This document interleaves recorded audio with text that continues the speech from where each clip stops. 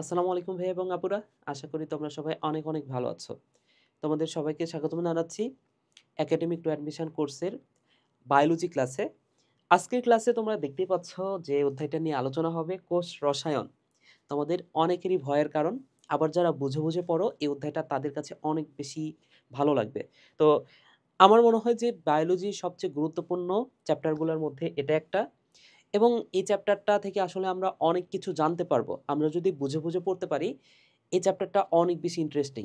তো আমি চেষ্টা করব এই অধ্যায়টা একদম 0 থেকে শুরু করে ধাপে, ধাপে, ধাপে, ধাপে আমরা আস্তে, আস্তে হার্ড লেভেল পর্যন্ত যাবো। ওকে? সো আসো এই অধ্যায়টা এই অধ্যায়টা শুরু করি এবং এই অধ্যায়টায় বেশ কয়েকটা টপিক কিন্তু আছে।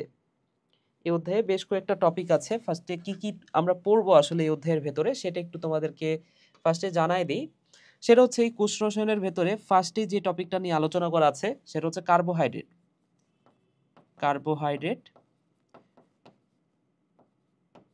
এরপরে আছে অ্যামাইনো অ্যাসিড বা অ্যামিনো অ্যাসিড, এরপরে প্রোটিন, এরপরে আছে লিপিড এবং একদম শেষে গিয়ে আলোচনা করা হয়েছে এনজাইম নিয়ে। সো অনেকগুলা টপিক আছে, বুঝতেই পারতেছো। এবং আমার মনে হয় যে রসায়নের যে যৌগ চ্যাপ্টারটা আছে ওইটার সাথে এটা ডিরেক্ট একটা লিঙ্ক আছে। তো তারপর আমার মনে হয় যে ওই জৈব যৌগ চ্যাপ্টারের চেয়েও এই চ্যাপ্টারটা বেশি গুরুত্বপূর্ণ। কারণ ওই চ্যাপ্টারটা পড়ার পরে আমরা হয়তোবা অনেক কিছু জানবো, সেটা আমাদের বাস্তব লাইফের সাথে অনেক সময় মেলে না। কিন্তু এই অধ্যায়ে আমরা যা, যা শিখবো সেটা আমাদের বাস্তব লাইফের সাথে আসলে মিলে যায়। যেমন আমরা সবসময় যে খাবারটা খাই, শর্করা, সেটা নিয়ে আমরা পড়াশোনা করব। আমাদের দেহটা গঠিত হইছে প্রোটিন দ্বারা, সেটা নিয়ে আমরা পড়াশোনা করব। তো আমাদের বাস্তব লাইফের সাথে এই অধ্যায়টা অনেক মিল আছে। বুঝতে পেরেছো? তো আসো আমরা এই অধ্যায়টা একদম শুরুতে যে টপিকটা দ্বারা শুরু করব সেটা হচ্ছে কার্বোহাইড্রেট। তাহলে টপিকটার নাম লিখে নাও। টপিকটার নাম হচ্ছে কার্বোহাইড্রেট। নামটা একটু খেয়াল করে দেখো ভাইয়া। এখানে নামের শেষ শেষ অংশটাতে আছে হাইড্রেট। হাইড্রেট মানে কি? পানি, অর্থাৎ H2O। এবং নামের শুরুতে আছে কার্বো। তাহলে কার্বো মানে কি? কার্বন। তাহলে দেখো এই যে এইটা হচ্ছে কার্বন, হীরা, হীরা হচ্ছে এক ধরনের কার্বন, তাই না? তাহলে কার্বন আর পানি এই দুইটার এই দুইটা মিলিত করলেই ওয়ার্ডটা কি হয় ভাইয়া? কার্বোহাইড্রেট। আচ্ছা, তাহলে আমরা এতটুকু ক্লিয়ার যে কার্বোহাইড্রেট আসলে কি? কার্বোহাইড্রেট হচ্ছে কার্বন এবং পানি এই দুটা যোগ করলে আমরা সেই যৌগটাকে বলতে পারি কার্বোহাইড্রেট। আচ্ছা, তাহলে কার্বোহাইড্রেটের কিছু অপর নাম আমি ফার্স্টে একটু বলে দিই তোমাদের। কার্বোহাইড্রেটের কিছু অপর নাম আছে। অপর নাম আছে, যেমন কার্বোহাইড্রেটকে একটা স্পেশাল নামে ডাকা হয়। এখানে যে নামটা দেওয়া আছে দেখো, কার্বোহাইড্রেট, তাই না? এই নামে ডাকা হয়। এরপরে এটাকে বাংলা করলে কিন্তু এটা হয় শর্করা। তার মানে কি? এটাকে আমরা শর্করা নামে চিনি। এরপরে যেহেতু এখানে কার্বনের সাথে পানি যোগ করা হয়েছে, তাহলে এটাকে আমরা একটু আদর করে বলতে পারি, এই নামটাকে একটু উল্টাভাবে বলতে পারি, হাইড্রেটস অফ কার্বন। ঠিক আছে? এটাকে আমরা বলতে পারি hydrates of carbon. Hydrates of carbon. অথবা এটাকে আমরা বলতে পারি কার্বনের জলায়ন। বাংলাতে আমরা এটার অর্থ করতে পারি কার্বনের জলায়ন। আবার যারা একটু ডায়েট করে তারা অনেক সময় বলে তারা তো কার্বোহাইড্রেট খায় না। তারা ভাত বা শর্করা জাতীয় যে খাবারটা সেটা খায় না। তো তারা পুরাটা কার্বোহাইড্রেট না বলে যে আমি কার্বোহাইড্রেট খাই না, এটা না বলে তারা অনেক স্টাইল করে বলতে পারে আমি কার্বস খাই না। তাই না? তো এই কার্বোহাইড্রেটকে সংক্ষিপ্ত করলে আমরা কি পাই বলতো? কার্বস। তাহলে এই কার্বোহাইড্রেটের আরেকটা নাম হচ্ছে কার্বস। বুঝতে পেরেছো ভাইয়া? তাহলে দেখো এইগুলো হচ্ছে কার্বোহাইড্রেটের অপর নাম। তাহলে কার্বোহাইড্রেট আসলে কি? কার্বন, হাইড্রোজেন এবং অক্সিজেন এই ৩টা যৌগ দ্বারা গঠিত যৌগকে বলা হচ্ছে কার্বোহাইড্রেট। হুম? তাহলে এই যে দেখো কার্বন, একটা কার্বন আর একটা পানি আমি যুক্ত করলাম। তাহলে আমি কি পাবো বলো তো ভাইয়া? CH2O।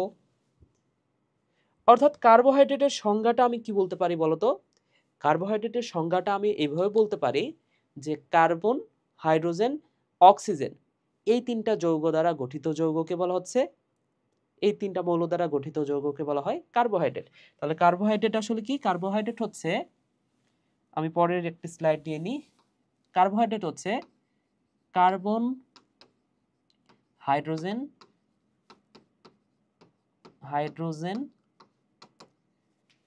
অক্সিজেন দ্বারা গঠিত যৌগ,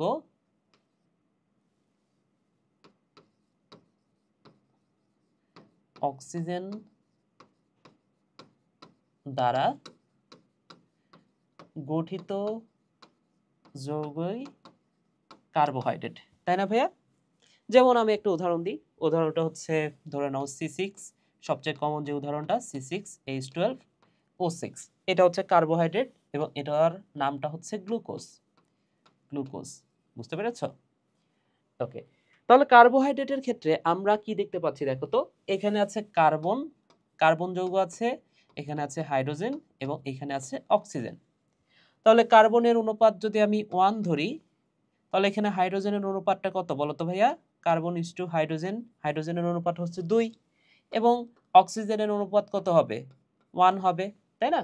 তাহলে দেখো এখানে C6H12O6 অর্থাৎ কার্বন, হাইড্রোজেন, অক্সিজেনের অনুপাতটা আমরা কত পাচ্ছি? সেটা হচ্ছে 1:2:1। তাহলে 1:2:1, যেমন আমি যদি বলি C5, সির মানটা আমি কত ধরলাম ভাইয়া? 5।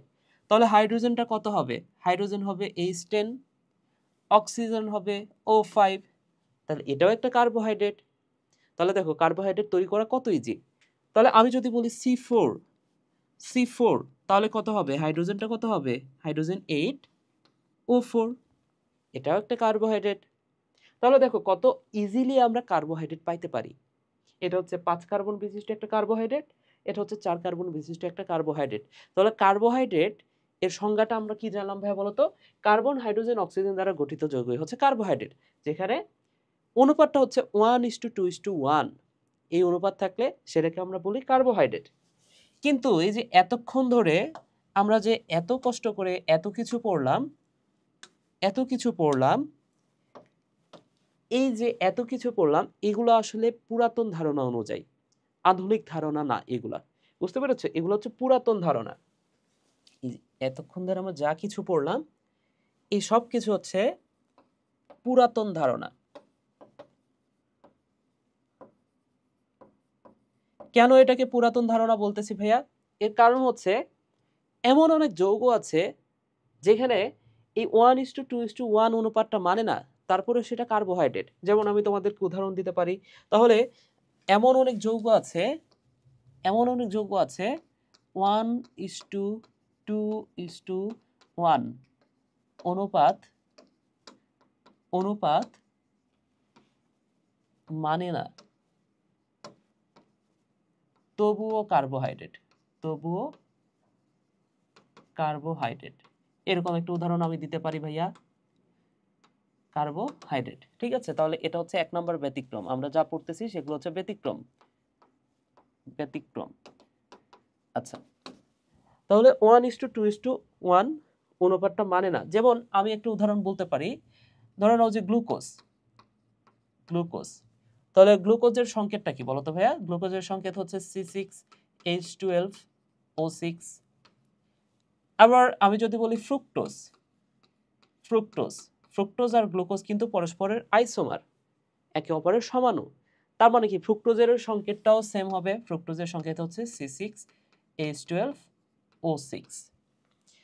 তো আমি যদি এই গ্লুকোজ প্লাস ফ্রুক্টোজ এই দুটো যদি যোগ করি, অর্থাৎ C6H12O6 এই দুটো যদি যোগ করি, তাহলে কি হবে ভাইয়া? দেখো C6H12O6 প্লাস C6H12O6, যখন আমি এই দুইটা গ্লুকোজ গ্লুকোজ প্লাস ফ্রুক্টোজ যুক্ত করব, হ্যাঁ আমি কি করছি ভাইয়া? গ্লুকোজ প্লাস ফ্রুক্টোজ এই দুটা যুক্ত করলাম। যুক্ত করলে কি হবে জানো? এইখান থেকে 1 অণু পানি বের হয়ে যাবে। এই দুইটা থেকে। তাহলে 1 অণু যদি পানি বের হয়ে যায়, কার্বন তো বের হয় না, তাহলে কার্বন কয়টা আছে? 6 + 6। তাহলে কার্বন যে নতুন যৌগটা তৈরি হবে সেই নতুন যৌগে কার্বন কয়টা হবে? C12 হবে। আচ্ছা, এই 24টা হওয়ার কথা, এই যে 12 12 24টা হওয়ার কথা, কিন্তু এক অণু পানিতে তো এখন 2 অণু হাইড্রোজেন বের হয়ে গেছে, তাই না? তার মানে কি এখানে আর 24টা হবে না, C22 হবে। এবং অক্সিজেন কয়টা হবে? অক্সিজেন 12টা হওয়ার কথা, কিন্তু হবে 11টা। এই যৌগটাকে আমরা বলবো সুক্রোজ। এই যৌগটাকে কি বলা হয় ভাইয়া? এই যৌগটার নাম হচ্ছে সুক্রোজ। তাহলে সুক্রোজ হচ্ছে একটা শর্করা, কিন্তু এখানে দেখো তো 1:2:1 অনুপাত মানছে না।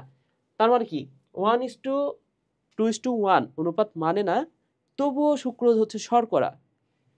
আবার আমি একটা উদাহরণ দিতে পারি, যেমন আমি যদি বলি ডিঅক্সিরাইবোজ, আচ্ছা আমি যদি বলি রাইবোজ, শুধু রাইবোজের সংকেত কি বলতো? রাইবোজ হচ্ছে আরএনএ এর গাঠনিক উপাদান। আমরা যখন আরএনএ এর গঠন পড়েছি তখন দেখেছি রাইবোজ 5 কার্বন বিশিষ্ট একটা শর্করা। তাহলে রাইবোজ যেহেতু 5 কার্বন বিশিষ্ট শর্করা, কার্বনের সংখ্যাটা আমরা জানি, তার মানে কি C5H10O5, এটা আমরা লিখতে পারি 1:2:1 ওই সূত্র অনুসারে C5H10O5। কিন্তু আমি যদি বলি ডিঅক্সিরাইবোজ, এই নামটা একটু খেয়াল করে দেখো, ডিঅক্সিরাইবোজ এই নামটা একটু খেয়াল করে দেখো তো ভাইয়া, নামের শেষ অংশে আছে রাইবোজ, কিন্তু তার আগে আছে ডি। এই ডি কথাটার অর্থ হচ্ছে ডিলিট। অক্সি মানে হচ্ছে অক্সিজেন, তাহলে অক্সিজেন ডিলিট কোথা থেকে? রাইবোজ থেকে। তাহলে এটা হচ্ছে একটা রাইবোজ, এবং এই রাইবোজ থেকে আমি কি করব? একটা অক্সিজেন ডিলিট করে দিব। তাহলে দেখো এটা হচ্ছে 1:2:1 অনুপাত মানছে, কিন্তু এইখানে যদি আমি একটা অক্সিজেন ডিলিট করে দিই, অর্থাৎ C5H10O5 হওয়ার কথা, কিন্তু এখানে হয়ে যাবে 4। কেন 4? কারণ এখানে আমি ডিলিট করে দিচ্ছি অক্সিজেন। তাহলে দেখো তো এটা কি 1:2:1 অনুপাত মানলো? মানে নাই, কিন্তু এটা কিন্তু একটা শর্করা। তাহলে 1:2:1 অনুপাত না মানলেও শর্করা হচ্ছে, আমরা এটা জানতে পারলাম। তার মানে কি এটা হচ্ছে ব্যতিক্রম।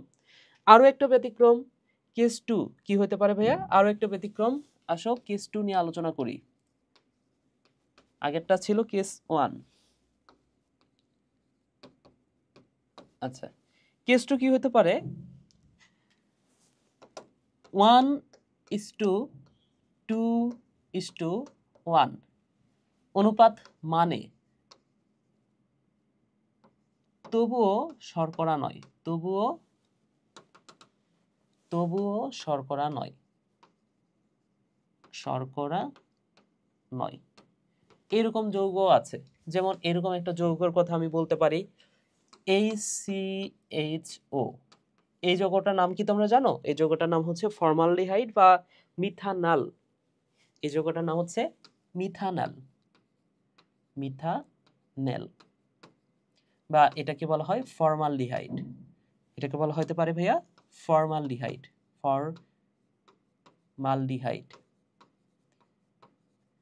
এই যৌগটা তুমি যদি একটু খেয়াল করে দেখো, এইখানে এই যৌগটাকে যদি আমি একটু সাজায় লিখি CH2O, এইভাবে লিখতে পারি না? তাহলে দেখো তো এখানে 1:2:1 এই অনুপাত মানতেছে না? তাহলে এই অনুপাত মানা সত্ত্বেও এটা কার্বোহাইড্রেট না। হ্যাঁ, এই অনুপাত মানতেছে, কিন্তু এটা কার্বোহাইড্রেট নয়, তবুও এটা কার্বোহাইড্রেট নয়। এটা কার্বোহাইড্রেট নয়। আশা করি বুঝতে পেরেছো। কেন নয় সেটা পরের বিষয়, কেন নয় এখন আলোচনা করতেছি না, জাস্ট বোঝো, বিশ্বাস করে নাও এটা হচ্ছে কার্বোহাইড্রেট না। আচ্ছা, আমি যদি আরো একটা উদাহরণ বলি, যেমন CH3, এই নামটা তো সবাই, এই যৌগটা তো সবাই চিনো, তাই না? C3COOH, এই যৌগটার নাম কি বলতো ভাইয়া? এটা হচ্ছে ইথানোয়িক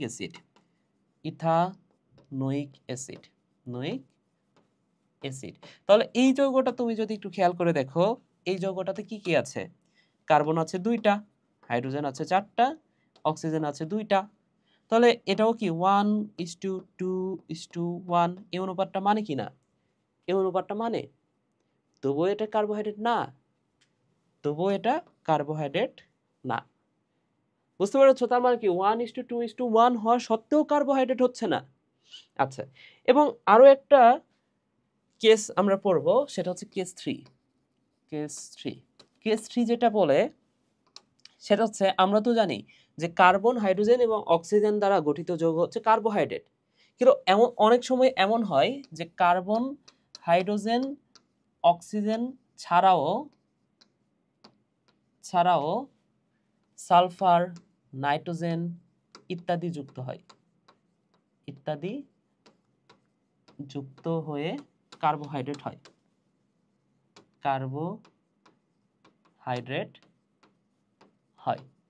তো অনেক সময় এই কার্বন, হাইড্রোজেন, অক্সিজেন ছাড়াও সালফার, নাইট্রোজেন এগুলো যুক্ত হয়ে কার্বোহাইড্রেট হয়। যেমন আমি বলতে পারি কাইটিন।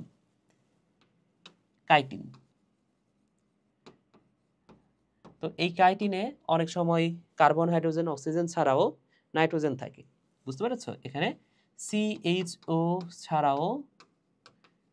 ছাড়াও অক্সিজেন আছে। ঠিক আছে ভাই? তাহলে দেখো, এটা কাইটিন, এখানে কার্বন, হাইড্রোজেন, অক্সিজেন আছে, এর পাশাপাশি নাইট্রোজেনও আছে, তারপরে এটা হচ্ছে কার্বোহাইড্রেট, তাই না? তাহলে দেখো, আমরা যে সংজ্ঞাটা আসলে জানলাম একদম শুরুতে, যে কার্বন, হাইড্রোজেন, অক্সিজেন দ্বারা গঠিত যৌগ হচ্ছে কার্বোহাইড্রেট, এই কথাটা আসলে পুরোপুরি সত্য না। এই কথাটা কিছু ক্ষেত্রে সত্য হতে পারে, আবার কিছু ক্ষেত্রে মিথ্যা। যেমন আমরা একটু আগে দেখলাম যে অনেক ক্ষেত্রে এটা মিথ্যাও হইতে পারে। আচ্ছা, এখানে কাইটিন, এই কথাটা সম্পর্কে একটু তোমাদেরকে আলোচনা করে দিই। সেটা হচ্ছে কাইটিন এবং কিউটিন, এটা নিয়ে তোমরা অনেকে কনফিউজড হতে পারো। এই কারণে এখনই একটু আলোচনা করে দিই। একটা হচ্ছে কাইটিন এবং আরেকটা হচ্ছে কিউটিন। তো মনে রাখো, যেটা কাইটিন সেটা হচ্ছে কার্বোহাইড্রেট, আর যেটা কিউটিন সেটা কিন্তু কার্বোহাইড্রেট না, সেটা হচ্ছে লিপিড। তো অনেকের কনফিউশন থাকতে পারে, এই কারণে এখনই ক্লিয়ার করে নাও। তাহলে দেখো, কিউটিন নামের শুরুতে কি আছে? হর্ষই আছে না? নামের শুরুতে কি আছে ভাইয়া? হর্ষই আছে। নামের শুরুতে আছে হর্ষই। তাহলে লিপিড, এই নামের শুরুতে কি আছে? হর্ষই আছে। আবার দেখো কাইটিন, এখানে নামের শুরুতে আকার আছে, কার্বোহাইড্রেট নামের শুরুতে আকার আছে। তাহলে এভাবে করতে পারো। তাহলে কার্বোহাইড্রেট, কাইটিন, কিউটিন, লিপিড। বুঝতে পেরেছো? ওকে, ঠিক আছে। তাহলে আমরা যে এতক্ষণ ধরে সংজ্ঞাটা আসলে জানলাম, এই সংজ্ঞাটা পুরোপুরি সত্য না। তাহলে কোনটা সত্য, আধুনিক সংজ্ঞা কোনটা, সেটার দিকে আমরা একটু আগাই। আসো, সেটা পড়ার আগে আমাদের ছোট্ট একটা বিষয় পড়ে নেওয়া জরুরি। সেটা হচ্ছে কার্যকরী মূলক। তোমরা যারা 9-10-এ পড়েছো তারা জানো কার্যকরী মূলক আসলে কি। তারপরেও যাদের বেসিকটা একটু দুর্বল আছে, কেমিস্ট্রিতে এগুলো মানে বেশি করে পড়বা। এখন সামান্য একটু দেখাই দিই জাস্ট। এখানে আসলে বেশি করে আলোচনা করার সুযোগ নাই, কারণ অধ্যায়টা অনেক বড়। আমাদের অনেক কিছু নিয়ে পড়তে হবে, এবং আমি তো তোমাদেরকে প্রথমে প্রমিস করছি, আমরা খুব আস্তে আস্তে পড়বো। আমরা আস্তে আস্তে ছোট্ট করে স্টেপ পার করব। হ্যাঁ, আমরা যত স্টেপ পার করব তত আমরা কঠিন টপিকের দিকে যাব। ওকে, তাহলে দেখো,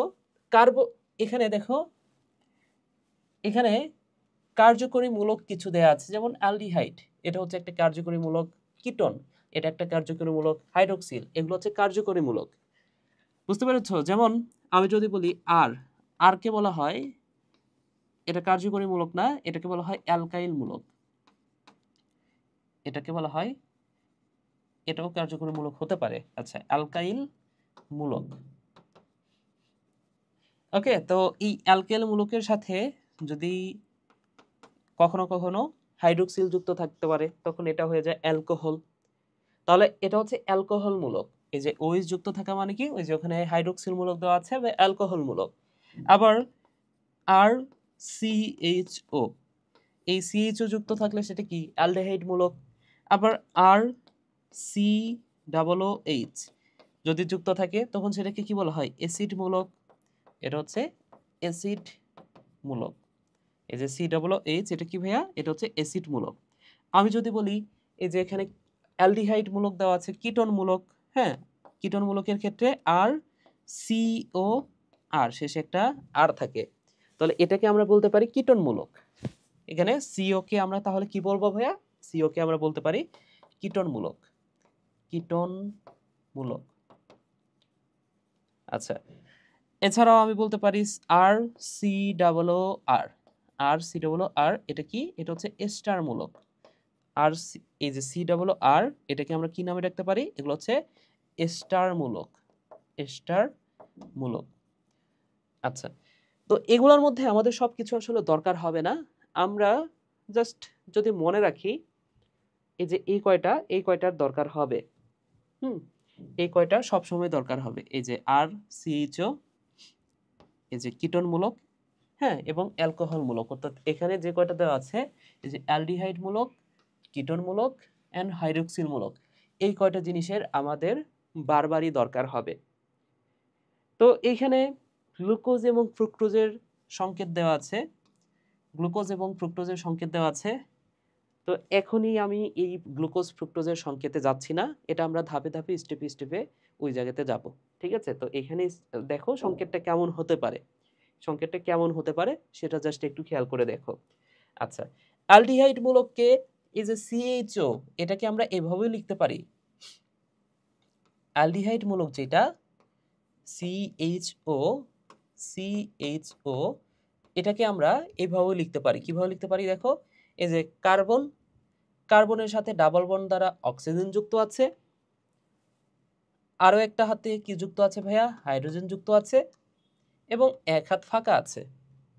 বুঝতে পেরেছো? তাহলে এটাকে আমরা এভাবে প্রকাশ করতে পারি।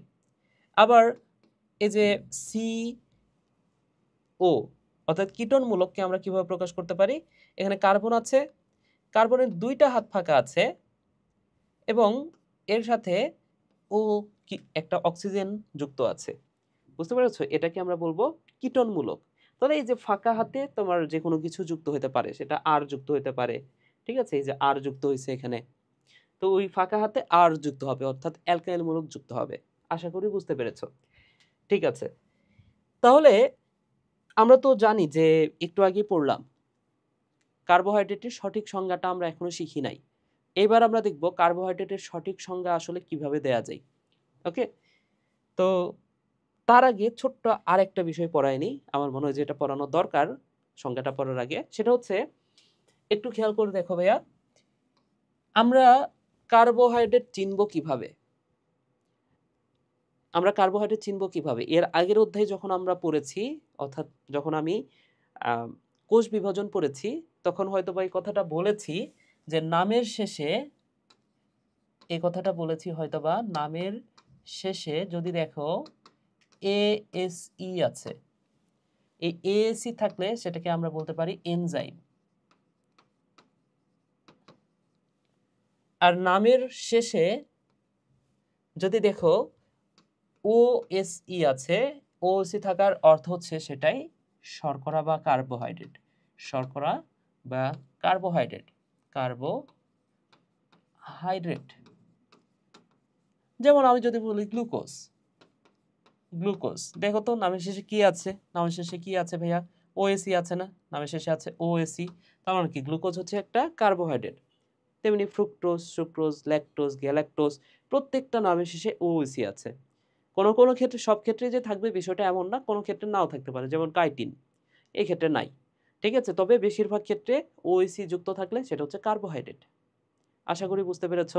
এবং একটা ইনফরমেশন ছোট্ট করে দিয়ে দিই, এটা আমার একদম ফার্স্টে দেওয়া উচিত ছিল। সেটা হচ্ছে, আমাদের দেহের বেশিরভাগই হচ্ছে প্রোটিন, আমাদের দেহের পুরাটাই প্রায় প্রোটিন। কিন্তু উদ্ভিদের দেহের দিকে আবার তুমি যদি তাকাও, সেই দেহটা পুরাটাই কার্বোহাইড্রেট দ্বারা গঠিত। বুঝতে পেরেছ? তো আমি বলতে পারি এই কথাটা বইয়ে আছে, এবং এমসিকিউ বারবার আসে, মেডিকেলেও আসে প্রশ্ন। এমসিকিউটা হচ্ছে,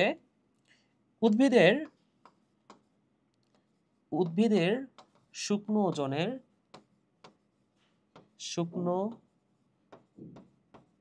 ওজনের 50 থেকে 80% হচ্ছে কার্বোহাইড্রেট। আচ্ছা, এটা এই ইনফরমেশনটা হঠাৎ করে মনে পড়লো, আমাদের টপিক এটা ছিল না, আমরা অন্য একটা বিষয় নিয়ে আলোচনা করতেছিলাম। সেটা হচ্ছে, কোনো নামের শেষে ওএসি থাকলে সেটাকে আমরা বলতে পারি শর্করা, সেটা হচ্ছে কার্বোহাইড্রেট।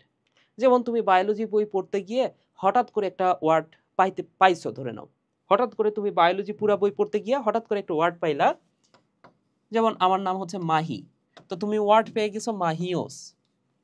মানে এই ওয়ার্ড তো পাবা না, আমি জাস্ট তোমাকে উদাহরণ দিচ্ছি।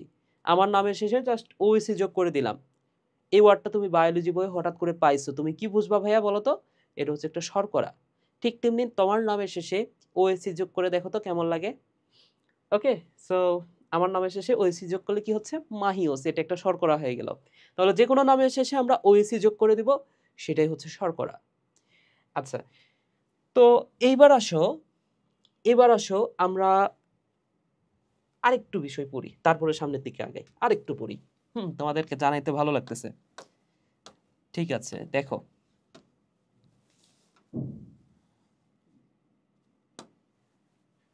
যেমন আমি যদি বলি C3H6O3, এটা কি ভাইয়া?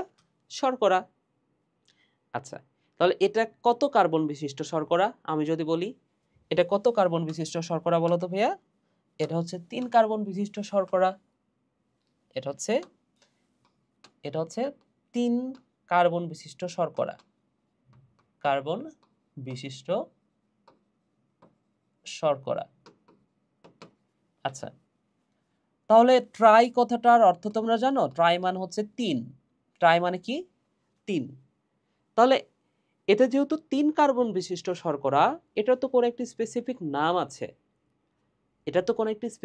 নাম আছে। তো নামটা তো আমরা জানি না, কিন্তু আমরা জাস্ট দেখতেছি এটা হচ্ছে 3 কার্বন বিশিষ্ট শর্করা।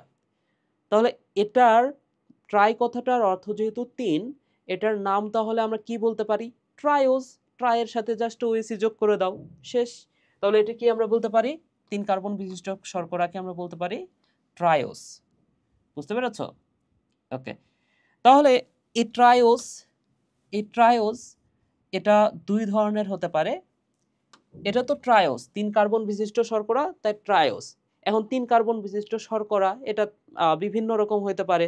যেমন 3 কার্বন বিশিষ্ট শর্করা এটা 2 রকম হতে পারে। একটার নাম মনে রাখো, একটা হচ্ছে গা, আর একটা হচ্ছে ধা। তাহলে 3 কার্বন বিশিষ্ট শর্করা 2 ধরনের, একটা হচ্ছে গা আর একটা হচ্ছে ধা। গাধা। গাধা হচ্ছে 3 কার্বন বিশিষ্ট শর্করা, অর্থাৎ 3 কার্বন বিশিষ্ট শর্করা মানে কি? C3H6O3। এটা গা হইতে পারে অথবা ধা হইতে পারে, অর্থাৎ এই যৌগটার নাম হতে পারে গ্লিসারালডিহাইড। গা মানে কি ভাইয়া? গ্লিসারালডিহাইড।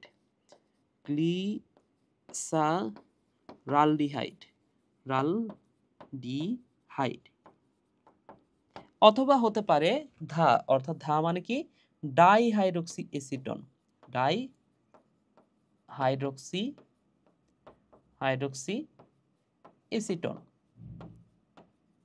এসিটন। ওকে ভাইয়া, ঠিক আছে। একটা হচ্ছে গ্লিসারালডিহাইড আর একটা হচ্ছে ডাইহাইড্রক্সি এসিটন। আচ্ছা, যাদের মাথার উপর দিয়ে যাচ্ছে, দেখো এটার সংকেত হচ্ছে এই যে গ্লিসারালডিহাইড, এটার সংকেত কি? C6 না ভাইয়া, এটা হচ্ছে C3H6O3। এটার সংকেত হচ্ছে C3H6O3। তোমাদের মনে হতে পারে যে ভাইয়া এটা আবার কি জিনিস, মানে দুইটার সংকেত একই লিখলেন, এটা মানে কেন লিখলেন বা কেন হচ্ছে? এটা কেমিস্ট্রিতে তোমরা বুঝবা। সমাণু নামে একটা বিষয় আছে। সমাণু মানে কি? যাদের গাঠনিক সংকেতটা ভিন্ন কিন্তু আণবিক সংকেত একই, তাহলে এই দুটা একে অপরের সমাণু, তাই না? খুবই সিম্পল একটা কনসেপ্ট কেমিস্ট্রির। তো এটা বেশিরভাগই হয়তো বুঝবা, দু একজন যারা বুঝতেছো না, এদের গঠনটা যখন আমি আঁকাবো তখন তুমি চেঞ্জ দেখতে পাবা। এখানে দেখতে মনে হচ্ছে যে এটার কোনো চেঞ্জ নাই, একই রকম, কিন্তু গঠনটা আঁকানোর সময় চেঞ্জ দেখতে পাবা। যেমন, তাহলে আমি যা বুঝাইছি এটা তো আশা করি বুঝছো। যদি বুঝে থাকো তোমরা একটু মনে মনে অ্যান্সার করো তো, যেহেতু রেকর্ডেড ক্লাস, তোমাদের সাথে লাইভে সংযোগ হবে না, তারপরও তোমরা, আমি দেখবো, জাস্ট তোমরা একটু ভাবার চিন্তা করো কি হতে পারে। ধরে নাও আমি লিখলাম যে C6H12O6। এখন তোমরা তো জানো গ্লুকোজ আর ফ্রুক্টোজ, এটা, হ্যাঁ, মানে এটা তোমরা ছোটবেলা থেকে জানো, সালোক সংশ্লেষণের বিক্রিয়াতে পড়ছো। আচ্ছা, ধরে নাও যে তুমি জানো না, তাহলে এটার নামকরণ তুমি কিভাবে করবা বলো তো ভাইয়া? এখানে কার্বনের সংখ্যা কত? কার্বনের সংখ্যা হচ্ছে 6। তাহলে ওই যে 6 কে আমরা কি দ্বারা প্রকাশ করতে পারি? এই যে ব্রাজিল বারবার যে চিল্লাই, যে হেক্সা হেক্সা মিশন হেক্সা, হেক্সা কথাটার অর্থ কি? হেক্সা কথাটার অর্থ হচ্ছে 6, তাই না? তাহলে এটাকে আমি বলতে পারি এটা হচ্ছে একটা হেক্স, এর সাথে ওএসি যোগ করে দাও, এটাকে আমি বলতে পারি হেক্সোস। তাহলে হেক্সোস, হেক্সোস এটা কয় ধরনের হতে পারে? অনেক ধরনের হইতে পারে, অনেক ধরনের হইতে পারে। তবে আমরা যেই দুটা জানি সেটা হচ্ছে গ্লুকোজ আর ফ্রুক্টোজ, তাই না? তাহলে গ্লুকোজের সংকেত এটা, ফ্রুক্টোজের সংকেত এটা। আশা করি এবার এই বিষয়টাও বুঝতে পারছো। তাহলে হেক্সোস এটা অনেক ধরনের হতে পারে, তবে আমরা জানি গ্লুকোজ আর ফ্রুক্টোজ, আমরা জানি গ্লুকোজ আর ফ্রুক্টোজ। তাহলে গ্লুকোজের সংকেত ওইটা, ফ্রুক্টোজের সংকেত ওইটা। আচ্ছা, আমাদের মেন বিষয়টা হচ্ছে ওএসি যোগ করলে সেটা হচ্ছে ইয়ে হয়। তাহলে আমি যদি বলি C4H8O4, তাহলে এটাকে আমরা কি নামে ডাকতে পারি? টেট্রা মান হচ্ছে 4, টেট্রা কথাটার অর্থ হচ্ছে 4, এর সাথে ওএসি যোগ করে দাও, অ্যান্সারটা হচ্ছে টেট্রোস। এটা হচ্ছে একটা টেট্রোস, যেহেতু 4 কার্বন বিশিষ্ট শর্করা। ঠিক আছে, তাহলে আসো আমরা অনেক কিছু জানলাম। এইবার আমরা যেখানে যাব, যে বিষয়টা জানবো সেটা হচ্ছে কার্বোহাইড্রেটের আসল সংজ্ঞাটা আসলে কি। দেখো, কার্বোহাইড্রেটের আসল সংজ্ঞাটা এখানে বলা আছে, কার্বোহাইড্রেট হচ্ছে পলিহাইড্রক্সি অ্যালডিহাইড অথবা পলিহাইড্রক্সি কিটোন। এটাকে আমরা বলতে পারি পলিহাইড্রক্সি অ্যালডিহাইড অথবা পলিহাইড্রক্সি কিটোন, অথবা এদের থেকে উদ্ভূত যৌগ। তাহলে কার্বোহাইড্রেট হচ্ছে পলিহাইড্রক্সি কিটোন অথবা পলিহাইড্রক্সি অ্যালডিহাইড অথবা এদের থেকে উদ্ভূত যৌগ। বুঝছো বিষয়টা? আচ্ছা, তাহলে বিষয়টা কি বোঝাচ্ছে আমি একটু বলে দিই তোমাদের। বিষয়টা কি বোঝাচ্ছে আমি একটু বলে দিই। এখানে নামের শুরুতে আছে পলি, পলি কথাটার অর্থ হচ্ছে অনেক, অনেক অর্থাৎ একটা না। অনেক মানে কি? একটার বেশি। হ্যাঁ, সেটা হতে পারে 2টা, 3টা, 4টা, 5টা, 10টা, 100টা। ঠিক আছে? তাহলে একের বেশি হইলে সেটা হচ্ছে অনেক। পলি কথাটার অর্থ হচ্ছে অনেক। হাইড্রক্সি মানে কি বলতো? অনেক হাইড্রক্সিল। এবং অ্যালডিহাইড মানে আমরা জানি, অ্যালডিহাইড মানে কি বলতো ভাইয়া? অ্যালডিহাইড মানে হচ্ছে CHO, CHO, এটাকে আমরা বলতে পারি অ্যালডিহাইড। আবার দেখো পলিহাইড্রক্সি কিটোন বলছে, তাহলে পলি মানে অনেক, হাইড্রক্সি মানে অনেকগুলো হাইড্রক্সি OH মূলক, এবং এর সাথে কিটোন যুক্ত থাকবে। কিটোনের সংকেতটা কি? CO। ঠিক আছে, তাহলে পলিহাইড্রক্সি অ্যালডিহাইড অথবা পলিহাইড্রক্সি কিটোন যৌগকে আমরা বলতে পারি, কিটোন যৌগকে আমরা বলতে পারি কি? শর্করা। তো এই কথাটা মনে রাখো, সেটা হচ্ছে কিটোন হওয়ার শর্করা হওয়ার জন্য তাহলে কি হইতে হবে বলতো? তাহলে শর্করার শর্ত বা কার্বোহাইড্রেট হবার শর্ত, কার্বোহাইড্রেট হবার শর্ত, হবার শর্ত কি কি শর্ত মানতে হবে কার্বোহাইড্রেট হবার জন্য? 1 নম্বর শর্তটা হচ্ছে এখানে অনেকগুলো হাইড্রক্সিল মূলক থাকতে হবে। তাহলে হাইড্রক্সিল, OH মানে কি? হাইড্রক্সিল, হাইড্রক্সিল একের বেশি হবে। হাইড্রক্সিল মূলক 1 এর বেশি হবে, বেশি হবে। ওকে, এই শর্তটা থাকতে হবে। 2 নম্বর যে শর্তটা মানতে হবে সেটা হচ্ছে এখানে হয় অ্যালডিহাইড মূলক থাকবে, অ্যালডিহাইড মূলক থাকবে, অথবা এখানে থাকবে কিটোন মূলক। তাহলে এখানে অ্যালডিহাইড মূলক অথবা কিটোন মূলক। আচ্ছা, 2টা শর্ত গেল। এবার আসো তৃতীয় শর্ত, এবার আসো তৃতীয় শর্ত। তৃতীয় শর্তটা এখনই আমি লিখতেছি না, একটু বোঝানোর পরে তারপর তৃতীয় শর্তটা কি সেটা লিখি। ঠিক আছে ভাইয়া? ঠিক আছে, তাহলে এই বিষয়টা বোঝো যে কার্বোহাইড্রেট আসলে কি? কার্বোহাইড্রেট হচ্ছে হাইড্রক্সিল মূলক 1 এর বেশি হতে হবে, অ্যালডিহাইড অথবা কিটোন মূলক সেখানে থাকতেই হবে মাস্ট, এবং 3 নম্বর শর্তটা কি এখনই আমি বলতেছি। আচ্ছা, তাহলে আসো আমি আরো একটি স্লাইড নিয়ে নিই, আরো একটি স্লাইড নিয়ে নিই তোমাদেরকে ভালো মতো বোঝানোর জন্য। দেখো দেখো তাহলে আমি যদি এই শর্ত অনুযায়ী একটা কার্বোহাইড্রেট বানাতে চাই, কিভাবে বানাবো আসো সেটাই আমরা দেখি। ধরে নাও CHO নিতে হবে, এখানে CHO অথবা C ডাবল বন্ড O নিতে হবে, তাই না? তাহলে যে কোনো একটা নিই, আমি নিলাম CHO নিলাম। আমি কি নিলাম ভাইয়া? আমি নিলাম CHO। আচ্ছা, এরপরে আমি 2-3টা কার্বন নিই আমার ইচ্ছা মতো। আমার ইচ্ছা আমি 3টা নিলাম। তাহলে 2-3টা কার্বন নিলাম। নিছি?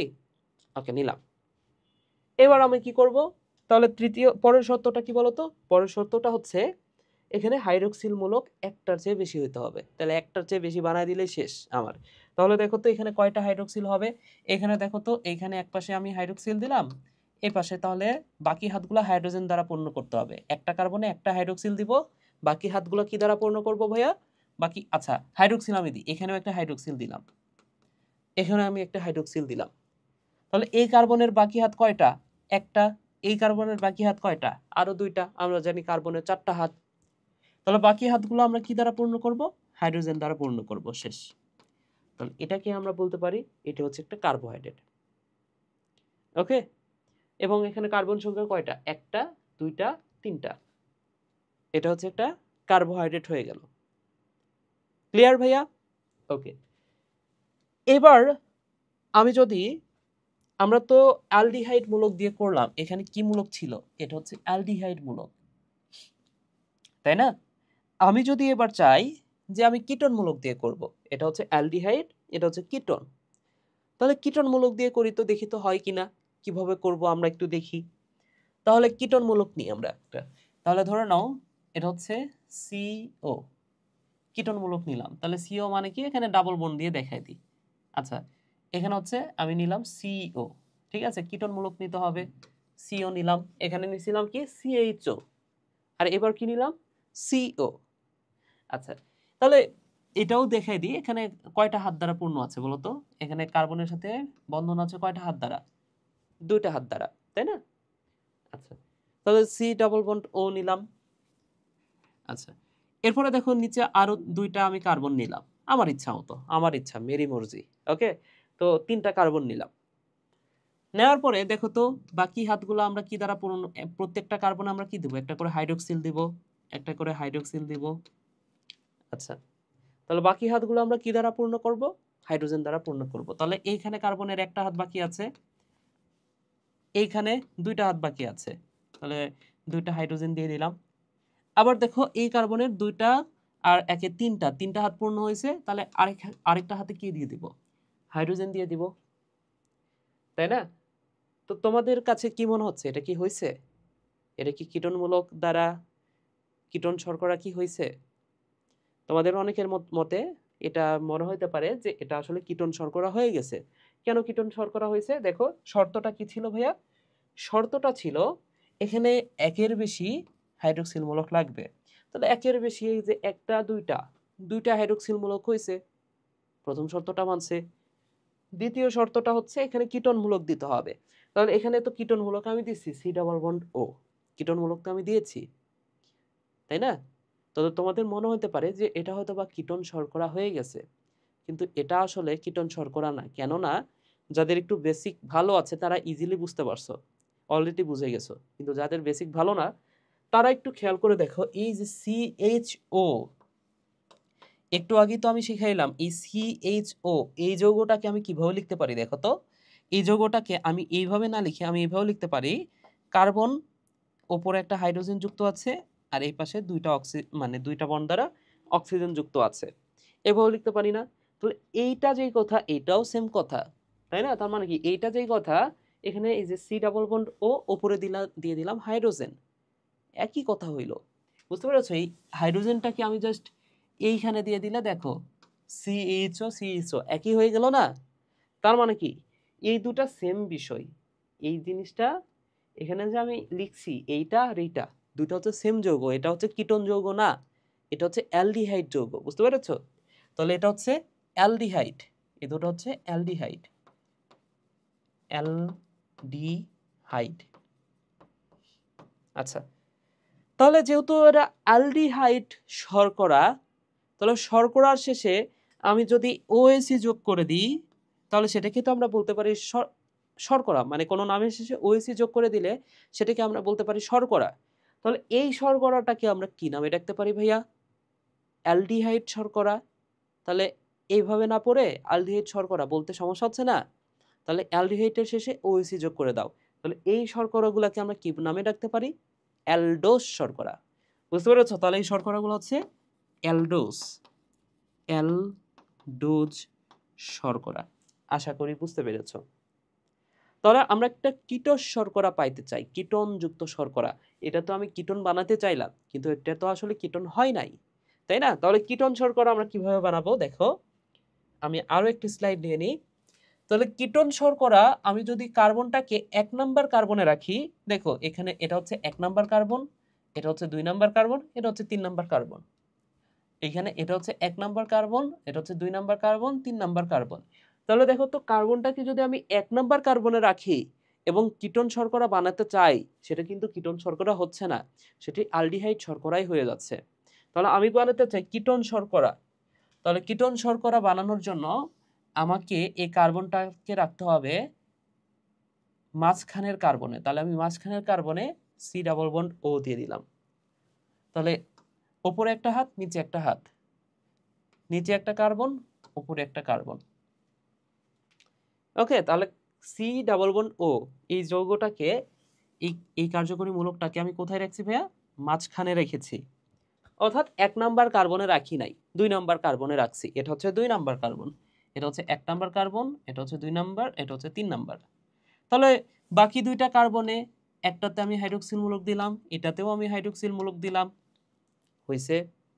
আচ্ছা, এবং বাকি হাতগুলো আমি কি দ্বারা পূর্ণ করব? হাইড্রোজেন দ্বারা পূর্ণ করব। বাকি হাতগুলো পূর্ণ করলাম হাইড্রোজেন দ্বারা। তাহলে দেখো তো এটাও কি একটা শর্করা হয়ে গেল? শর্করার শর্তগুলো মানছে? হ্যাঁ মানছে। কিভাবে মানছে দেখো তো ভাইয়া? শর্করার শর্তগুলো কিভাবে মানছে? এখানে কিটোনমূলক থাকতে হবে, আছে, কিটোনমূলক আছে। এখানে একের বেশি অ্যালডিহাইড মূলক থাকতে হবে। এই যে একটা, দুইটা, একের বেশি আছে, তার মানে কি? এটা হচ্ছে কিটোজ শর্করা। তাহলে এই শর্করাটাকে আমরা কি নামে রাখতে পারি? কিটোজ শর্করা, কিটোজ শর্করা। তাহলে দেখো খুবই ইজি, আমরা চাইলেই বানাইতে পারি, চাইলেই খুব সহজেই আমরা এইভাবে শর্করা বানাইতে পারি। যেমন তোমরা এখন একটা চেষ্টা করো, আমি তোমাদেরকে সাহায্য করতেছি, তোমরা একটু মনে মনে চেষ্টা করো। আমি এটাকে একটু সাইডে নিয়ে নিই, এটা হচ্ছে কিটোজ শর্করা, ঠিক আছে? তাহলে তোমরা এবার একটু চেষ্টা করবা ভাইয়া। ওকে, এটা বাদ দিলাম।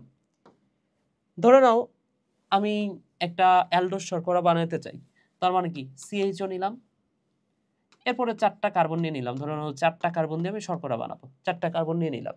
তাহলে ওপরে CHO আছে, এই যে ওপরে আমার কি নিয়ে আছে? CHO নিয়ে আছে। তো আমার তো আর কোনো চিন্তা থাকলো না। এবার কি করব?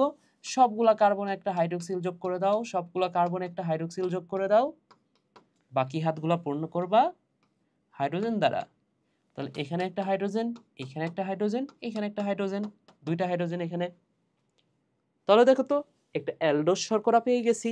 এটা হচ্ছে একটা অ্যালডোজ শর্করা, এটা হচ্ছে অ্যালডোজ শর্করা, তাই না? আবার আবার আমি যদি বলি কিটোজ শর্করা, তাহলে কিটোজ শর্করায় তো কিটোন মূলকটা তো আমরা 1 নাম্বার কার্বনে নিতে পারবো না। তাহলে আমি 1 নাম্বার কার্বনে না দিয়ে কিটোন মূলকটাকে কোথায় দিয়ে দিব ভাইয়া? 2 নাম্বার কার্বনে দিলাম। তাহলে এটা হচ্ছে ফার্স্ট কার্বন, তাহলে 2 নাম্বার কার্বনে দিলাম কিটোন মূলক C double bond O, 2 number কার্বনে আমি দিয়ে দিলাম। তাহলে এটা হচ্ছে 2 নাম্বার কার্বন, এটা হচ্ছে 2 নাম্বার কার্বন। তাহলে এটা হচ্ছে 1 নাম্বার, পরেরটা হচ্ছে 2 নাম্বার, এরপরে 3, এরপরে 4, 4 কার্বন আমার নিতে হবে। তাহলে 4 কার্বন নিলাম, বাকি সবগুলা কার্বনে একটা করে OH মূলক দিয়ে দাও, সবগুলো একটা একটা OH মূলক দিয়ে দাও। বাকি হাতগুলো আমরা পূর্ণ করব কি দ্বারা? হাইড্রোজেন দ্বারা। তাহলে এখানে ফাঁকা আছে কোন কোন কয়টা হাত? 2টা হাত। এখানে ফাঁকা আছে কয়টা হাত? একটা হাত। এখানে ফাঁকা আছে কয়টা হাত? 2টা হাত। শেষ। দেখছো, আমরা একটা কিটোজ শর্করা পেয়ে গেছি। এটা হচ্ছে একটা কিটোজ শর্করা, ঠিক আছে? তাহলে দেখো তো এটা কত কার্বন বিশিষ্ট শর্করা? এটা হচ্ছে 4 কার্বন বিশিষ্ট শর্করা। তাহলে 4 কার্বন বিশিষ্ট কিটোজ শর্করা, তাই না? তাহলে টেট্রা মানে কি? 4। তাহলে এটাকে আমি টেট্রোজ নামেও ডাকতে পারি, অ্যালডোজ নামেও ডাকতে পারি, আবার যেহেতু অ্যালডোজ শর্করা অ্যালডোজ নামেও ডাকতে পারি, আবার 1 2 3 4, 4টা কার্বন আছে। তার মানে কি এটা আমরা টেট্রোজ নামেও ডাকতে পারি, ঠিক কিনা? জোরে বলুন ঠিক কিনা। ওকে, তাহলে এটাকে আমরা টেট্রোজ নামেও ডাকতে পারি। এখানেও যেহেতু 4টা কার্বন, এটাকেও আমরা বলতে পারি টেট্রোজ, এটাকেও আমরা বলতে পারি টেট্রোজ। তাহলে অ্যালডোজো টেট্রোজো, এই যৌগটা হচ্ছে কিটোজো টেট্রোজো। তাহলে এত বড় নাম বলা ঝামেলা না, কিটোজ অ্যালডোজ দুইটা নাম একসাথে বললে সুবিধা হয়, তাহলে আমরা সহজেই বুঝতে পারবো। ঠিক আছে, হ্যাঁ, যেমন আমার নাম মাহি। হ্যাঁ, এখন আমার ক্লাসে তো মাহি আরও কয়েকজন থাকতে পারে, কিন্তু আমার বাবার নামের সাথে যদি আমার নামে অ্যাড করে দেওয়া হয়, বলো তো কী হবে তাইলে? হ্যাঁ, যে আমার অমুকের ছেলে মাহি, তাহলে দেখো তো একদম স্পেসিফিক হয়ে গেল না বিষয়টা? তো এই হচ্ছে বিষয়। এটাকে আমি এখন অ্যালডোস আর ট্রায়োস দুইটা আলাদাভাবে না বলে দুইটা নামের মিলিত রূপভাবে ডাকতে পারি। এটাকে আমরা বলতে পারি অ্যালডো ট্রায়োস, এটাকে আমরা বলতে পারি অ্যালডো ট্রায়োস। ইজি। তাহলে এটাকে আমরা কি বলতে পারি? কিটো ট্রায়োস। এগুলোকে আমরা কি বলতে পারি? কিটো ট্রায়োস। সরি, ট্রায়োস কেন ভাইয়া?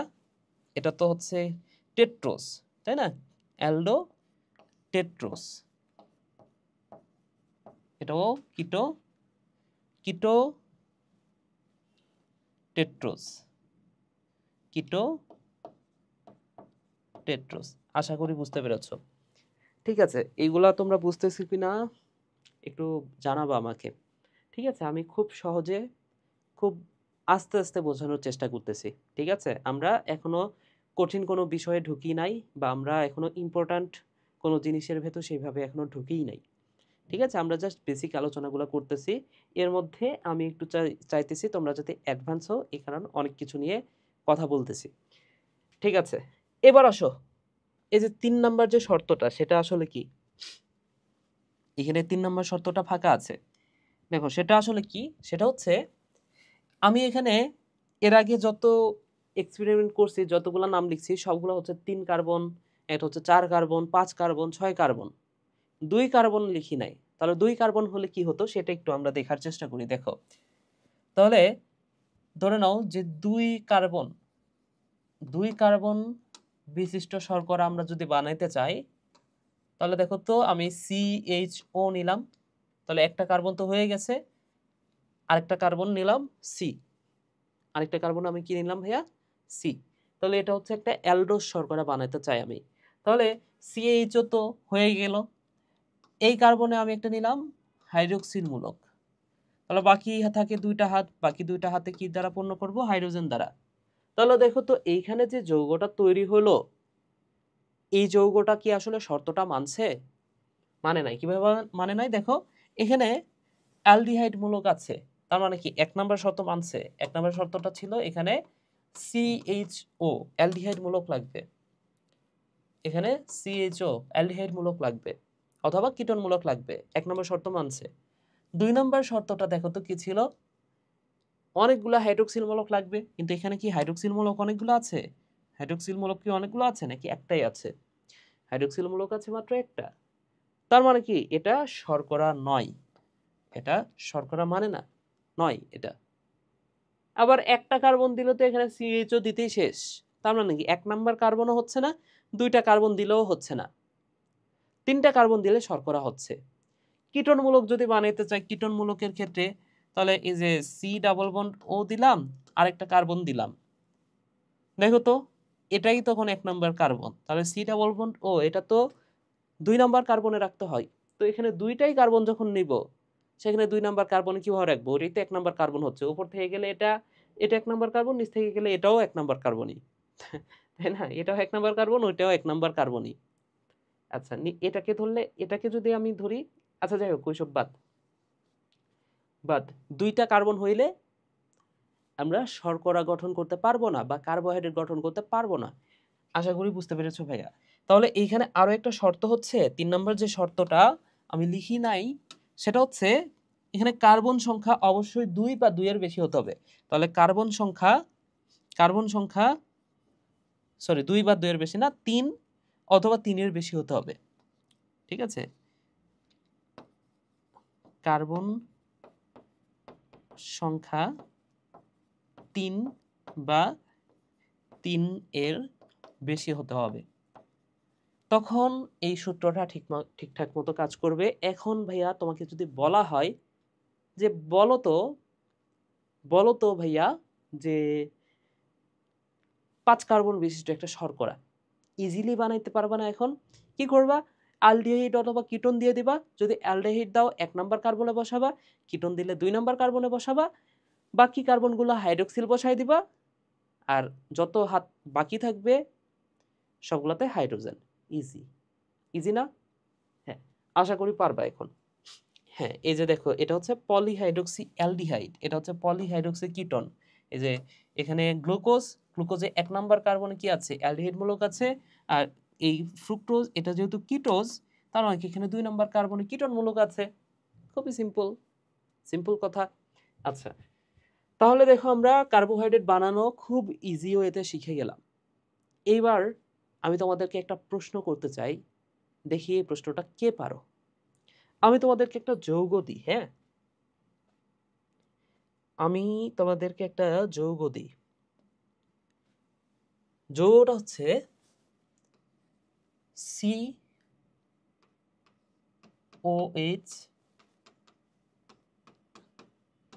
Carbon carbon carbon carbon carbon, কয়টা কার্বন হলো? 2 4 6।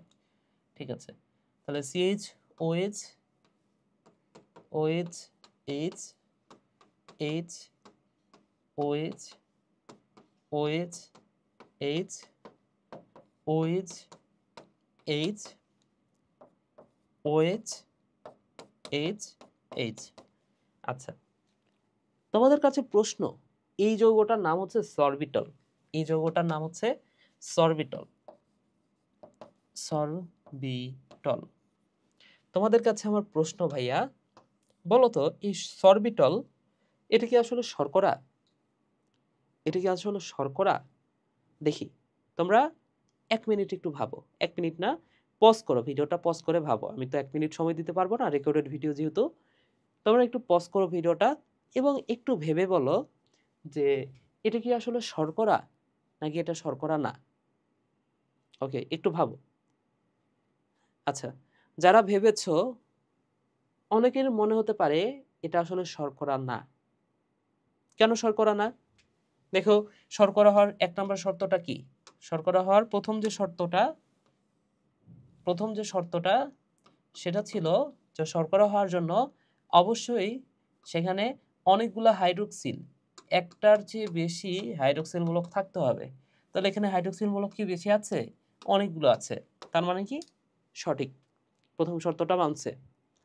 দ্বিতীয় শর্তটাই ছিল, আচ্ছা দ্বিতীয় শর্তটা কি ছিল? ধরে নাও যে কার্বন সংখ্যা 3-এর সমান অথবা 3-এর চেয়ে বেশি হবে কার্বন সংখ্যা। তার মানে কি দ্বিতীয় শর্তটাও মানছে। তৃতীয় শর্তটা ছিল এখানে অ্যালডিহাইড অথবা কিটোনমূলক থাকতে হবে। তো তৃতীয় শর্তটায় এসে এটা আটকে যাবে। কেন? কারণ এখানে অ্যালডিহাইড অথবা কিটোনমূলক কিছু কোনোটাই নাই। এখানে অ্যালডিহাইড অথবা কিটোনমূলক কোনোটাই আসলে নাই। ঠিক আছে, তার মানে কি এটা শর্করা হওয়ার শর্তগুলো মানতেছে না, তার মানে কি এটা শর্করা না, এটা মনে হতে পারে। কিন্তু আসলে এটা একটা শর্করা। কেন শর্করা সেটা একটু তোমাদেরকে বলে দিই আমি। দেখো, এই যৌগটার, এটা হচ্ছে 6 কার্বন বিশিষ্ট একটা শর্করা। কত কার্বন ভাইয়া? এটা হচ্ছে 6 কার্বন বিশিষ্ট একটা শর্করা।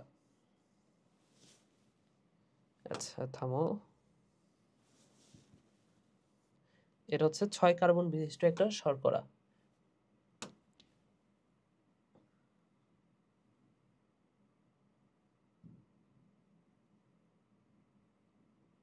ঠিক আছে, আমি এই যৌগটাকেই একটু পাশে লিখি, হ্যাঁ। এই যে দেখো, ওই যৌগটাকেই আমি একটু পাশে লিখলাম।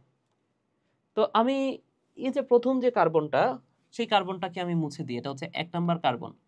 এই 1 নাম্বার কার্বনের এই যে হাইড্রোজেনটা আছে না, হাইড্রোজেনটা একটু বাদ দিয়ে দিই, হ্যাঁ। এখানে যে হাইড্রোজেনগুলো আছে, এই হাইড্রোজেনগুলো আমি একটু বাদ দিয়ে দিই। দেখো, এখানে হাইড্রোজেনগুলো আছে, এখানে হাইড্রোক্সিল আছে। ঠিক আছে, আমি বাদ দিয়ে দিলাম। তো এখানে 1 নাম্বার কার্বন, এই 1 নাম্বার কার্বনে আমি যদি CHO বসাই দিই, দেখো তো ভাইয়া, আমি জাস্ট ওইখানে CH2OH ছিল, আমি কি বসাই দিলাম, CHO বসাই দিলাম। তাহলে দেখো তো এইটা একটা শর্করা না? এইবার শর্করার শর্তগুলো মানছে, তাই না? তাহলে এই যৌগটার নাম কি? এই যে CHO আছে, আবার এটা হচ্ছে 6 কার্বন, তাহলে C6H12O6, 6 কার্বন বিশিষ্ট শর্করাটা কি আসলে? সেটা হচ্ছে গ্লুকোজ। তাহলে এই যৌগটা কি? এটা হচ্ছে একটা গ্লুকোজ। তাহলে গ্লুকোজ আর এটার মধ্যে আসলে পার্থক্যটা কোথায় হলো? পার্থক্যটা এইখানেই,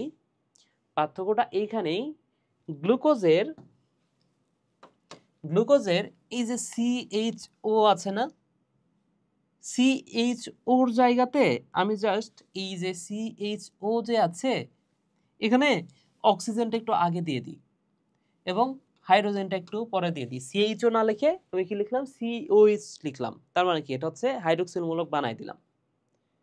এবং এইখানে কি আছে, আরো দুইটা হাইড্রোজেন আছে, তাহলে এই যে একটা হাইড্রোজেন, এই যে একটা হাইড্রোজেন। তাহলে ভাইয়া বলো তো এখানে কি চেঞ্জ আছে? এই দুইটা যৌগের মধ্যে আসলে যে চেঞ্জটা কোথায়? চেঞ্জটা এখানেই, ওইখানে হাইড্রোজেন দুইটা বেশি আছে, এখানে হাইড্রোজেন কয়টা কম আছে, এখানে হাইড্রোজেন দুইটা কম আছে, ওইখানে দুইটা বেশি আছে, এখানে দুইটা কম আছে, এতটুকুই চেঞ্জ, আর কিচ্ছু না। বুঝতে পেরেছো? ওকে, তাহলে এখানে গ্লুকোজের সাথে এই গ্লুকোজের সাথে আমি যদি দুইটা হাইড্রোজেন যোগ করি, আমি কি করব, প্লাস দুইটা হাইড্রোজেন যোগ করব, তাইলে কি হবে ভাইয়া? সেটাই হচ্ছে সরবিটল হয়ে গেল, তাই না? সেটাকে আমরা বলতে পারবো সরবিটল। তাহলে দেখো তো এই সরবিটল যৌগটা কোথা থেকে আসছে? গ্লুকোজ থেকে তো আসছে। তাহলে আমরা আরেকবার একটু সংজ্ঞাটা দেখি। দেখো, আমরা একটু জৈব যৌগের সংজ্ঞাটা যদি দেখি, সংজ্ঞাটাতে কি বলছে ভাইয়া? পলিহাইড্রক্সি অ্যালডিহাইড অথবা পলিহাইড্রক্সি কিটোন, এই যৌগটাকে বলা হচ্ছে কার্বোহাইড্রেট। আবার তার শেষ অংশটাতে বলা আছে এদের থেকে উদ্ভূত যৌগকেও বলা হচ্ছে কার্বোহাইড্রেট। তাহলে পলিহাইড্রক্সি অ্যালডিহাইড বা পলিহাইড্রক্সি কিটোন থেকে উদ্ভূত যৌগটাকেও বলা হয় কার্বোহাইড্রেট, তাই না? তাহলে এই যে এই সরবিটল এই যৌগটা কোথা থেকে আসছে?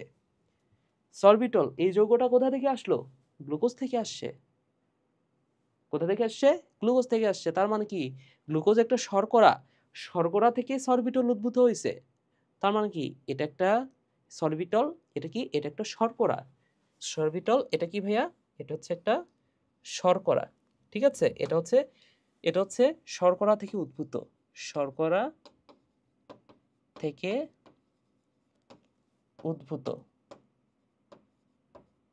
উদ্ভূত। তার মানে কি, সে নিজেও একটা শর্করা।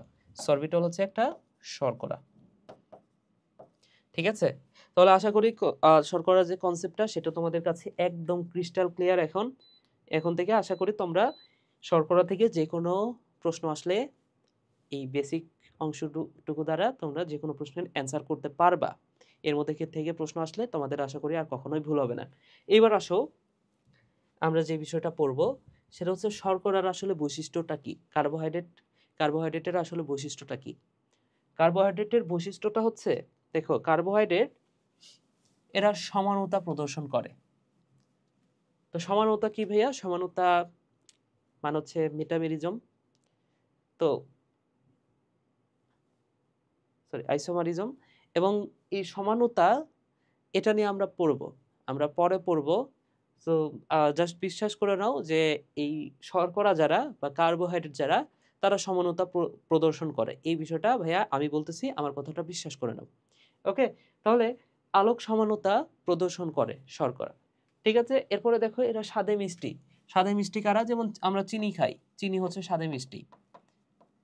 আবার দেখো স্বাদহীন, আমরা যে ভাত খাই সেটা অনেক সময় স্বাদহীন হয়। অথবা তুমি সেলুলোজ কথা চিন্তা করো, এই সেলুলোজের কোনো স্বাদ আছে? সেলুলোজের কিন্তু কোনো স্বাদ নাই। তার মানে কি, স্বাদহীন হতে পারে অথবা স্বাদযুক্ত হতে পারে। কার্বোহাইড্রেটের বৈশিষ্ট্য, এটা তাপ প্রয়োগে অঙ্গারে পরিণত হয়। অঙ্গার মানে কি ভাইয়া? অঙ্গার মানে হচ্ছে, তুমি এটাকে বলতে পারো কয়লা বা কালো জাতীয় কোনো পদার্থ। ওকে, কালো জাতীয় পদার্থ, যেমন চিনিকে কখনো তাপ দিছো? তাপ দিতে দিতে দিতে দেখবা কটকটি হয়ে যায়। কটকটি খাইছো না? তো ওইটা দেখতে কিসের মতো? কালো একটা বর্ণের পদার্থ না? আবার তুমি কাঠকে পুড়াবা, কাঠকে পুড়াইলে কি পাবা বলো তো? কয়লা পাবা। কাঠ পোড়ানোর শেষে তুমি কয়লা পেয়ে যাও। তাহলে অঙ্গার হচ্ছে সেটাই, কালো বর্ণের পদার্থ। তুমি যদি শর্করাকে পোড়াও সেক্ষেত্রে কালো বর্ণের কোনো একটা পদার্থ পাবা। এই কারণে এটাকে বলা হচ্ছে অঙ্গার। এরপরে দেখো এটা পানিতে দ্রবণীয় আবার অদ্রবণীয় হতে পারে, যেমন চিনি। চিনি কি পানিতে দ্রবণীয়?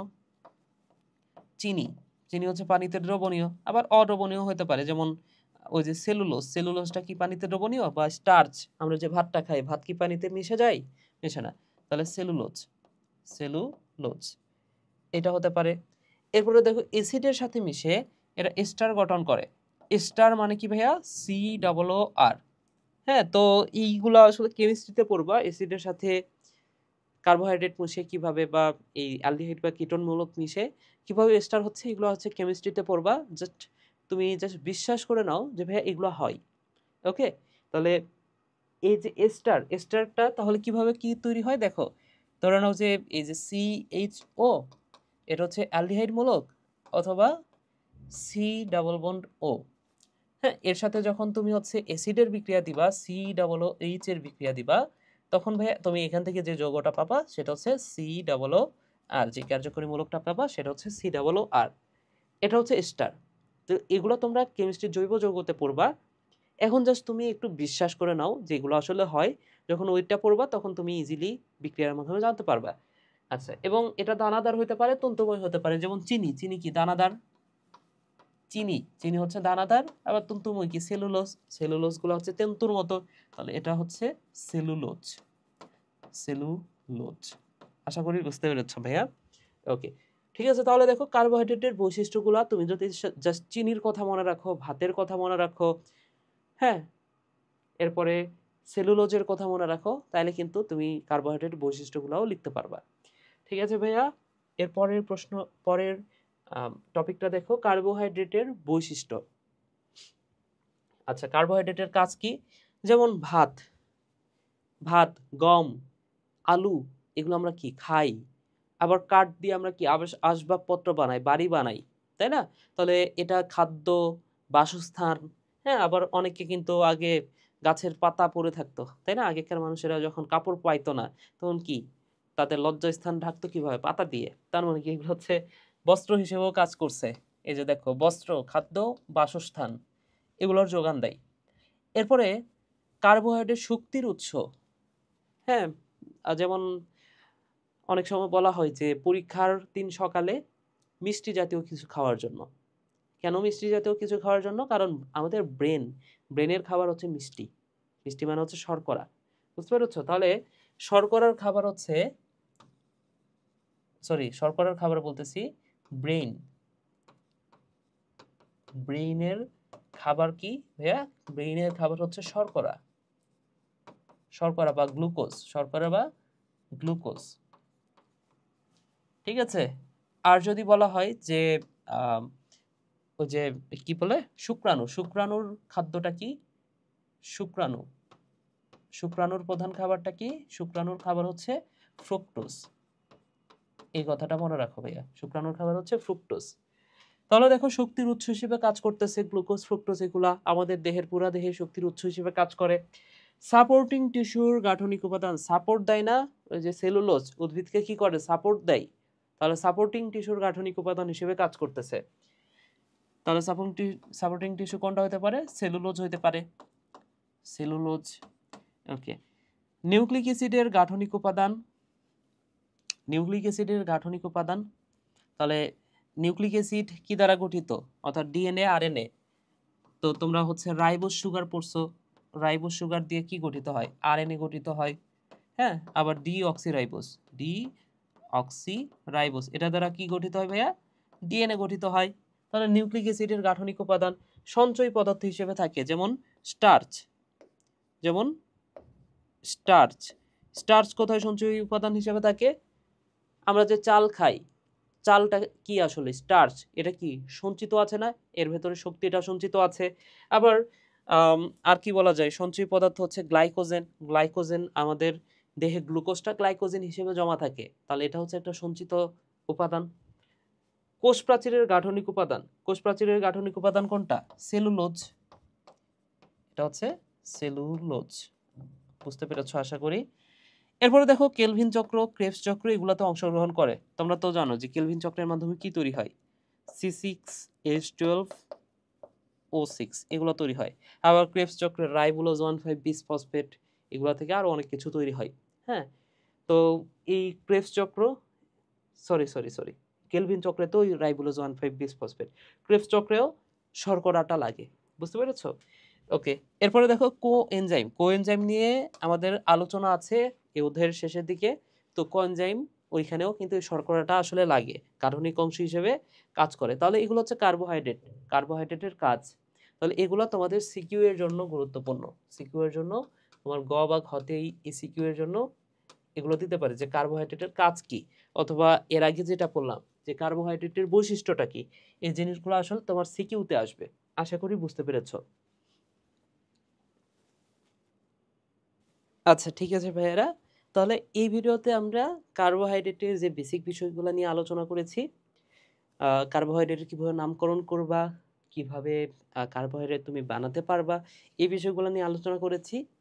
এর পরের ভিডিওগুলোতে, পরের পার্টে আমরা যে বিষয়টা নিয়ে আলোচনা করব, কার্বোহাইড্রেটের অনেকগুলো প্রকারভেদ আছে, এই বিষয়গুলো থেকে পরের ভিডিওতে আমরা শুরু করব। সো সবাই ভালো থাকো, সুস্থ থাকো। পরের ভিডিওর দেখার আমন্ত্রণ জানিয়ে ভিডিওটা এখানে শেষ করছি। টাটা।